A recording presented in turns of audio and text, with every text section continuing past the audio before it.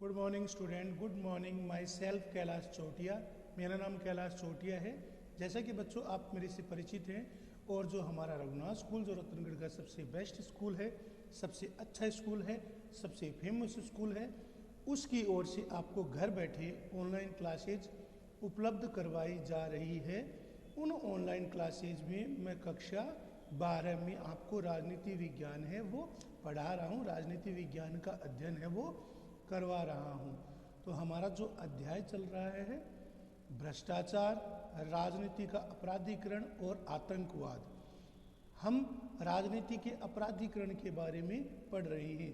तो अपराधी तत्वों का प्रत्यक्ष और अप्रत्यक्ष रूप से राजनीति में आना, चुनाव लड़ना, चुनाव में खड़े होना, अपने उम्मीदवार जिताना, अपने उम्मीदवारों को समर्थन देना, विभिन्न राजनीतिक पार्टियों को समर्थन देना, इसे हम राजनीति का अपराधीकरण कहते हैं। जिसमें जो अपराधी तत्व के व्यक्ति होते हैं वो न केवल प्रत्यक्ष बल्कि अप्रत्यक्ष रूप से राजनीतिक दलों के उम्मीदवारों को अपना समर्थन देते हैं,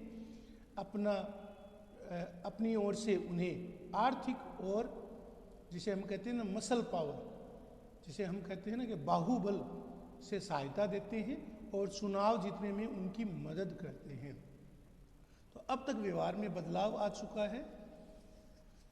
अब यह न केवल उम्मीदवारी हासिल करके, जो जैसा मैंने आपको बताया कि अब जो आपराधिक तत्व के व्यक्ति हैं न केवल वो उम्मीदवारी हासिल कर रहे हैं बल्कि चुनाव में जीत रहे हैं, बल्कि मंत्री बनकर इस देश के नीति निर्माता भी बन चुके हैं। तो भारतीय राजनीति में जो दागी मंत्री है, जो करप्ट पॉलिटिशियन है, वो एक मशहूर संज्ञा बन चुकी है। भारतीय राजनीति में जो दागी मंत्री है वो एक तरीके से एक फेमस संज्ञा बन चुकी है, तो एक मशहूर संज्ञा है वो बन चुकी है। तो भारत में दागी मंत्री एक मशहूर संज्ञा बन चुकी है। निम्नलिखित सारणी राजनीति में अपराधीकरण की बढ़ोतरी को दिखाती है। देश के प्रत्येक कोने में चुनाव में आपराधिक गतिविधियों से आपस में घनिष्ठ संबंध रहा है। जैसा मैंने आपको कहा है कि देश के चाहे किसी भी कोने को ले आप, चाहे उत्तर हो, चाहे पश्चिम भारत हो, चाहे मध्य भारत हो, चाहे दक्षिण भारत हो, जो आपराधिक तत्व है और जो राजनीति का घालमेल है उनका आपस में घनिष्ठ संबंध रहा है। किसी विशेष उम्मीदवार को मत डलवाने के लिए, किसी विशेष उम्मीदवार को मत डलवाने के लिए मतदाताओं को डराना, उन्हें धमकाना, उन्हें मतदान केंद्र तक पहुंचने से रोकना, समाज के जो कमज़ोर वर्ग हैं जैसे कि दलित हैं, पिछड़े हैं, महिलाएं हैं, आदिवासी हैं, का विगत 20 सालों में एक भी चुनाव बिना हिंसक गतिविधियों और धन बल के प्रयोग के बिना संपन्न नहीं हुआ है। तो पिछला 20 साल हमें ये बताता है कि भारत का चाहे कोई सा भी कोना हो, चाहे उत्तर भारत हो, चाहे पश्चिम हो, चाहे मध्य भारत हो, चाहे दक्षिण भारत हो, ऐसा कोई भी कोना नहीं है जहाँ पर आपराधिक तत्वों और राजनीति का आपस में मेल जोल नहीं रहा है। आपराधिक तत्व और राजनीति का घनिष्ठ संबंध रहा है और आपराधिक तत्वों ने राजनीति को घनिष्ठ रूप से प्रभावित किया है। तो गतिविधियां धन बल और बाहुबल के प्रयोग के बिना संभव नहीं है। तो इसके लिए क्या किया जाता है? जो राजनेता है वो इन अपराधी तत्वों से सहायता लेते हैं और ये अपराधी तत्व के जो व्यक्ति होते हैं ये किसी भी उम्मीदवार को मत डलवाने के लिए क्या करते हैं? मतदाताओं को डराते हैं, उनको धमकी देते हैं, उन्हें आर्थिक सहायता देते हैं, उन्हें रिश्वत देते हैं, उनको डराना, धमकाना, उन्हें मतदान केंद्र से पहुंचने से रोकना, समाज के जो कमज़ोर वर्ग है विशेषकर रूप से जो दलित हैं, पिछड़े हैं, महिलाएं हैं, आदिवासी हैं, विगत 20 सालों में एक भी चुनाव बिना हिंसक गतिविधियों और धन बल के प्रयोग के बिना संपन्न नहीं हुआ है। कई बार तो क्या कर दिया जाता है, जो प्रतिद्वंदी उम्मीदवार होता है जिसके जीतने की संभावना होती है उसकी हत्या तक कर दी जाती है, जिसके कारण पूरा का पूरा चुनाव है वो रद्द हो जाता है।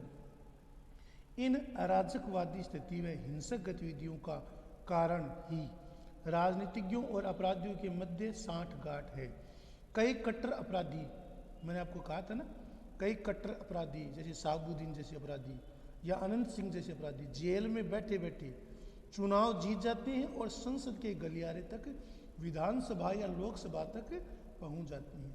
जो कई कट्टर कुख्यात अपराधी हैं, ऐसे कुख्यात अपराधी है वो जो जेल में बंद है, जो सजा याफ्ता है, ऐसे अपराधी बैठे बैठे जेल में बैठे बैठे चुनाव जीत जाते हैं और संसद के गलियारे तक पहुंच जाते हैं।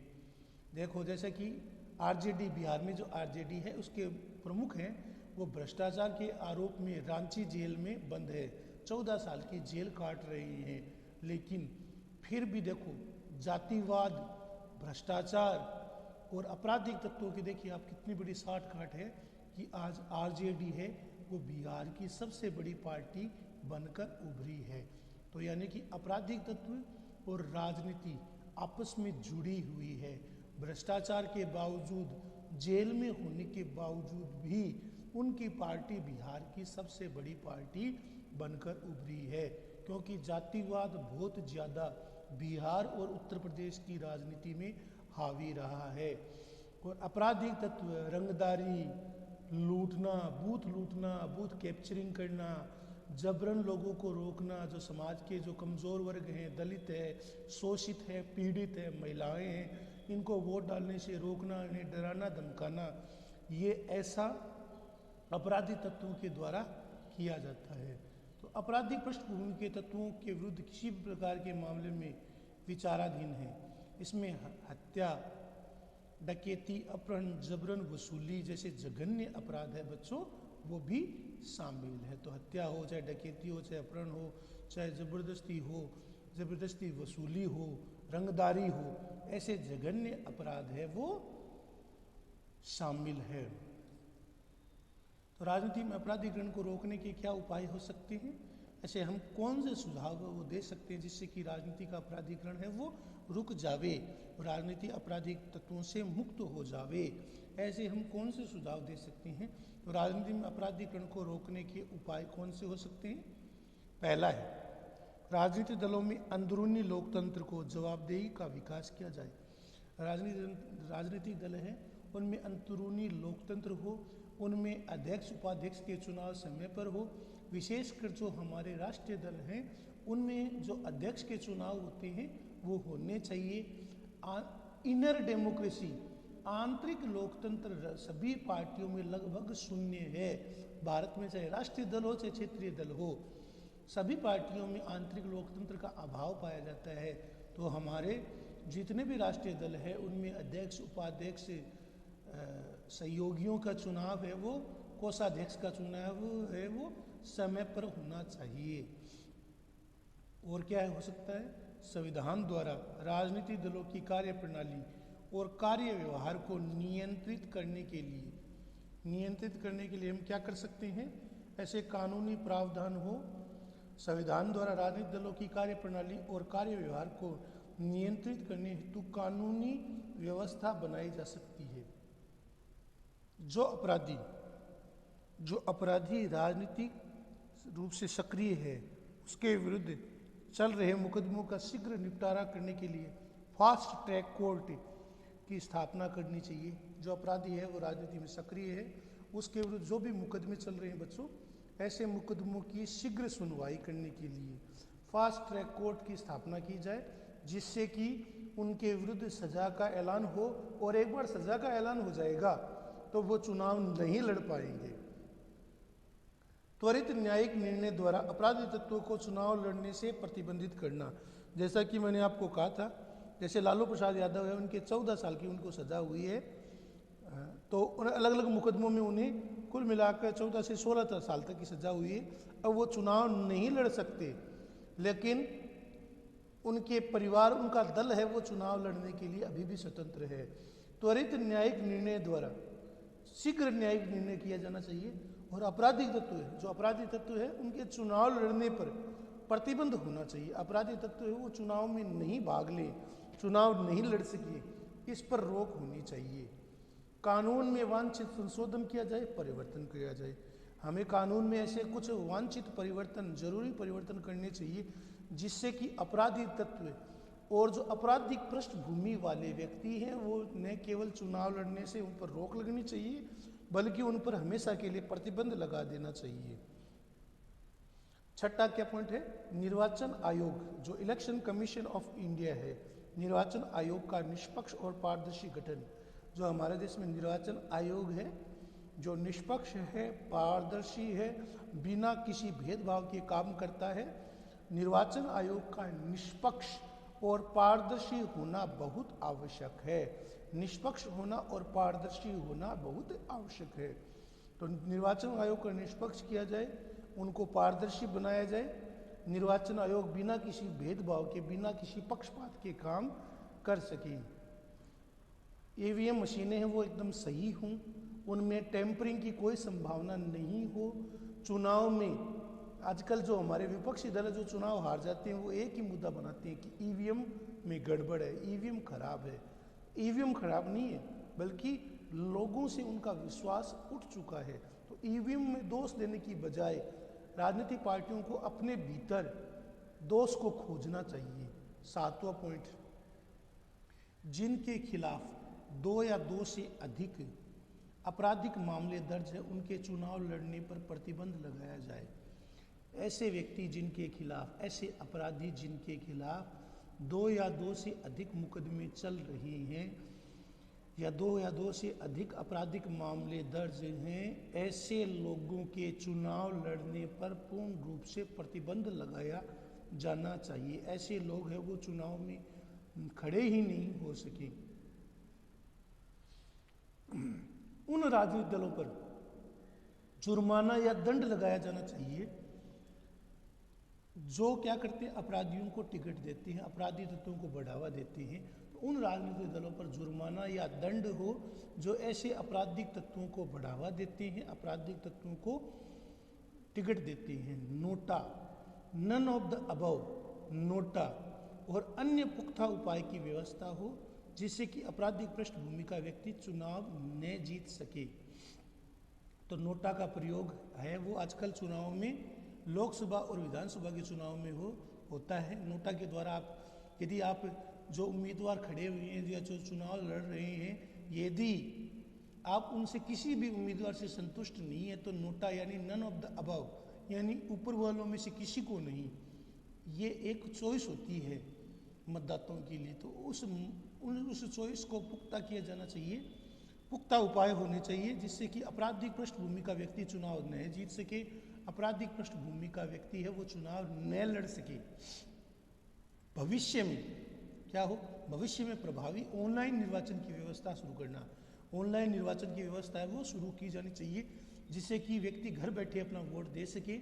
भविष्य में प्रभावी ऑनलाइन की व्यवस्था होनी चाहिए। निर्वाचन आयोग को भविष्य के लिए 2025-2030 के लिए ऐसी व्यवस्था होनी चाहिए जिसके द्वारा जब भी निर्वाचन हो वो ऑनलाइन हो, ऑनलाइन मत लिए जाएं, ऑनलाइन गिनती हो और जिसके द्वारा रिजल्ट है वो हमें तुरंत पता चल सके, जिससे कि आपराधिक तत्व है या आपराधिक तत्व के व्यक्ति वो चुनाव में खड़े ही न हो सके। NOTA, none of the above, यानी कि नन ऑफ द अबव यानी आप जितने उम्मीदवार चुनाव लड़ रहे हैं आप उनमें से किसी के साथ सहमत नहीं है तो आप अपना वोट है वो नोटा को दे सकती हैं। तो भविष्य में प्रभावी ऑनलाइन निर्वाचन की व्यवस्था होनी चाहिए, प्रभावी ऑनलाइन है वो शुरू किया जाना चाहिए। एम.एन. वोहरा समिति की रिपोर्ट का सार। भारतीय राजनीति में आपराधिकरण की गंभीरता की जांच और अध्ययन करने हेतु शासन द्वारा एम.एन. वोहरा की अध्यक्षता में एक समिति का गठन हुआ। समिति ने अपनी रिपोर्ट में कहा कि भारत में माफिया नेटवर्क एक समानांतर सरकार चला रहा है। एम.एन. वोहरा जो समिति थी उन्होंने क्या सुझाव दिया था, समिति ने अपनी रिपोर्ट में क्या कहा कि भारत में माफिया जो अपराधी हैं, जो भ्रष्टाचारी है, जो माफिया है, जो वसूली का काम, रंगदारी का काम, लूटने का काम करते हैं, ऐसा नेटवर्क समानांतर सरकार चला रहा है। शासकीय मशीनरी और राजतंत्र हाशिए पर कर दिया गया है। मशीनरी को, जो शासन की मशीनरी है और जो राज्य तंत्र है उसको हाशिए पर कर दिया गया है। भारतीय मतदाताओं की उदासीनता, भारतीय मतदाता वो चुनाव की प्रक्रिया से ज़्यादातर दूर ही रहते हैं, इसलिए हमारे देश में अभी देखो हाल ही में बिहार में चुनाव हुए हैं, तो बिहार में चुनाव का जो लगभग औसत है वो करीब 55 से लेकर 57% के बीच ही रहा है। यानी कि 55 से लेकर 57% लोगों ने ही औसतन, जितने भी 3 चरणों में चुनाव हुआ उसका औसतन लगभग 55, 56, 57% ही लगभग बैठा है। यानी कि अभी भी 40 से 42% लोग हैं वो चुनाव में भाग नहीं ले रहे हैं। तो भारतीय मतदाताओं की उदासीनता, अगंभीरता और भाव शून्यता ने इस प्रवृत्ति को बढ़ावा दिया है। भारतीय मतदाता है वो उदासीन है, गंभीर नहीं है और भाव शून्य है। किम कर्तव्य विमूढ़ की स्थिति है जिसके तहत लोगों के सामने चॉइस ही नहीं कि वो किसको वोट दें। माफिया गिरोह का स्थानीय नेताओं से संरक्षण मिल गया। जो माफिया है उनका स्थानीय नेताओं से संरक्षण प्राप्त है और उन्हें गैरकानूनी रूप से लाभ प्राप्त करना शुरू कर दिया है। माफिया लोग हैं वो स्थानीय नेताओं से गंभीर गठबंधन कर लेते हैं और उन्हें गैरकानूनी रूप से लाभ पहुंचाने का काम करते हैं। कालांतर में क्या हुआ है, माफिया राजनेताओं द्वारा कालांतर में माफिया जो राजनेता है उनका द्विगठबंधन यानी दोहरा गठबंधन त्रिगठबंधन में बदल गया है। पुलिस अपराधी और राजनेताओं का गठजोड़ भारतीय लोकतंत्र में दीमक की तरह चाट रहा है। तो पुलिस अपराधी और राजनेताओं का गठजोड़ है वो भारतीय लोकतंत्र को दीमक की तरह समाप्त कर रहा है। पुलिस का, अपराधियों का, भ्रष्टाचारियों का, राजनेताओं का आपस में घनिष्ठ संबंध है। ये आपराधिक तत्व हैं वो राजनेताओं की सहायता करते हैं, चुनाव में उनकी हेल्प करते हैं और उनके चुनाव के जीतने के बाद राजनेताओं द्वारा इन आपराधिक तत्वों को संरक्षण दिया जाता है जिससे कि वो अपना रंगदारी, लूट, भ्रष्टाचार है वो कर सकें। तो पुलिस क्या करती है, पुलिस अपराधी, राजनीतिक दल, उम्मीदवार, राजनेताओं का गठजोड़ है वो भारतीय लोकतंत्र को जिस प्रकार लकड़ी को दीमक चाटता है उसी प्रकार भारतीय लोकतंत्र रूपी जो ये जड़ है उसको ये दीमक की तरह खा रहा है।